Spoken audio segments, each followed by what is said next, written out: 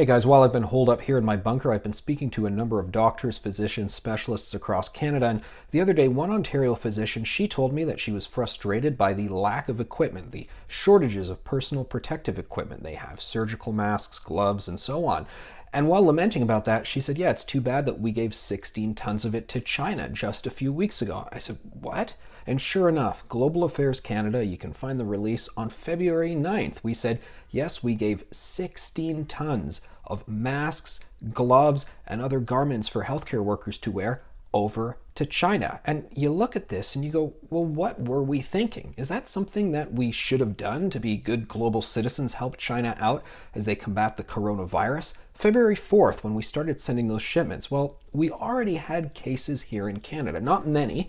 We had 5 of them, but we had the first known cases in January 25th. David Lametti, saying at that press conference that really went viral, the one with Melanie Joly, he said, oh, we've expected all of these stages. We knew about this back in, I think he said late November. And you go, okay, if you knew about all of that, why were you shipping so much product over to China? I mean, yes, we obviously want to help suppress it in China to stop it from being exported elsewhere into the world, and that's probably what we were thinking. And while China has done a good job of bringing their cases to pretty much near zero, but did we not expect that in a few weeks we would need those goods? We do not have a surplus of them. We have a shortage of them, so much so that the federal government is putting out a pretty much wartime call for all companies to change their production lines, to change their manufacturing so that they can produce these goods. Did we not expect that we would have a shortage several weeks later? And here's the rub. Is China giving it back? Are they paying it forward? Are they helping us in the same way?